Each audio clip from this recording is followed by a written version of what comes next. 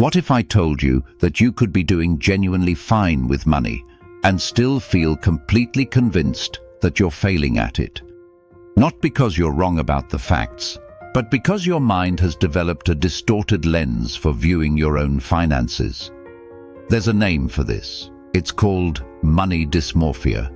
And if any part of this sounds familiar, I want you to keep watching, because I'm going to walk through the actual signs of it, and more importantly, what to do about it without any shame attached.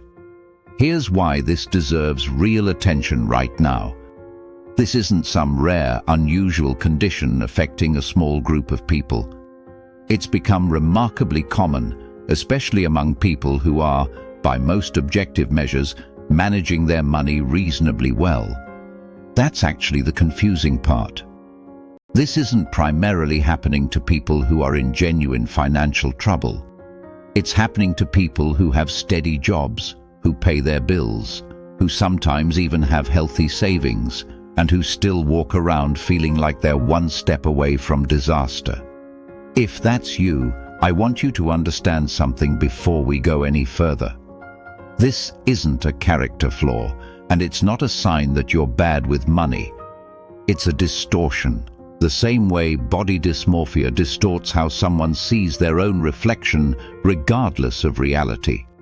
Money dysmorphia distorts how you see your own financial reality regardless of what the numbers actually say. So what's really happening beneath the surface here? A few things are colliding at once, and understanding them will help you recognize this pattern in yourself far more clearly. The first is constant exposure to other people's financial displays, which we've talked about before on this channel. But it's worth mentioning again here because it's one of the biggest fuels for this specific distortion. When you're constantly seeing curated glimpses of other people's spending without any context about their debt, their support systems, or their actual circumstances, your brain quietly recalibrates what normal looks like, and it recalibrates upward almost always. The second factor is that the cost of everyday living has shifted in ways that don't always show up clearly in a single paycheck, which means a lot of people are comparing their current financial reality against an outdated internal sense of what things should cost, and feeling behind as a result, even when they're actually keeping pace reasonably well. The third factor, and this one is less talked about, is that many people never developed a clear, calm relationship with checking their own numbers. So their sense of their financial situation is built more on vague dread than on actual data. When your internal picture of your finances is built on feeling rather than fact, distortion isn't an occasional risk, it's almost guaranteed. Now let's get into the actual signs, because I think once you hear these clearly laid out, you'll recognize at least one or two in yourself, and that recognition alone is genuinely useful. The first sign is feeling persistently behind no matter what you achieve. You hit a savings goal, and within a few days, the relief fades and a new target already feels urgent. This isn't ambition. Healthy ambition still lets you register the win before moving to the next one. Money dysmorphia skips the registering entirely, jumping straight from achievement to renewed anxiety, as if the goalpost was never really where you thought it was. The second sign is avoidance. Not checking your bank balance, not opening the banking app, not looking at your statements, not because you're relaxed about it, but because looking feels dreadful, even when you have no real reason to expect bad news. This avoidance is a strong signal because it shows the anxiety isn't actually being driven by the numbers. If it were, checking would either confirm the fear or relieve it.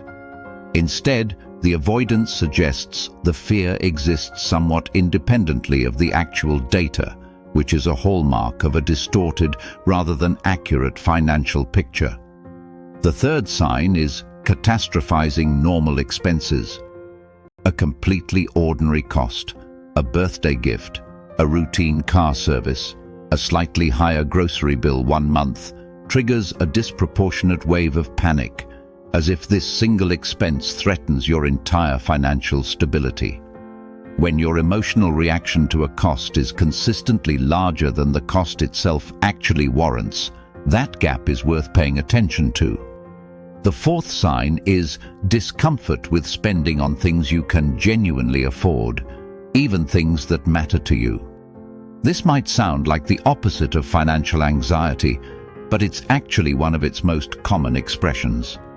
Constant guilt around reasonable, affordable spending, an inability to enjoy money even when the numbers clearly support it, often isn't discipline.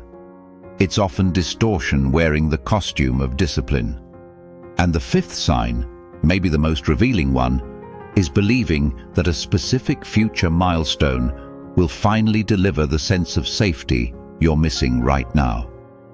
I'll relax once I hit this number. I'll stop worrying once I pay this off. If you've had that thought before and reached that exact milestone before, and remember the relief lasting only briefly before the anxiety quietly returned, that's the clearest sign of all, because it shows the problem was never actually the number. Here's why recognizing these signs matters so much, and I want to pause on this for a second before we move into what actually helps. If your financial stress is being generated partly by distortion rather than entirely by your real situation, then improving your real situation alone won't necessarily fix how you feel. This is such an important point because so much financial advice assumes that better numbers automatically produce better feelings, and for people dealing with money dysmorphia, that's often just not true. Which means the fix has to address the distortion directly, not just the numbers underneath it. So let's talk about exactly how to do that. The first step is building what I'd call a facts-only financial snapshot, separate entirely from how you feel about it. Once a week or once every 2 weeks, write down 3 things: your actual account balances, your actual upcoming expenses, and your actual progress toward whatever goal you're working on. No commentary, no judgment, just the numbers as they are. This matters because money dysmorphia thrives in vagueness, where feeling fills in for fact. A written, judgment-free snapshot interrupts that pattern by giving your mind something concrete and accurate to reference, instead of relying on a distorted internal impression. The second step is practicing a specific kind of comparison, comparing your current numbers only against your own past numbers, never against anyone else's, and never against some imagined ideal version of where you should be by now. This is different from simply avoiding comparison altogether, which is difficult to sustain. Instead, you're redirecting the comparison instinct toward the one data set that's actually accurate and available to you, your own history. The third step is deliberately noticing and recording evidence that contradicts the distortion. Every time you handle a bill without panic, every time you make a reasonable purchase without spiraling into guilt, every time your actual financial outcome turns out better than your anxious prediction, write it down. This works the same way it does with any distorted thought pattern. Distortion survives on selective memory, remembering the moments that confirm the fear and forgetting the moments that don't.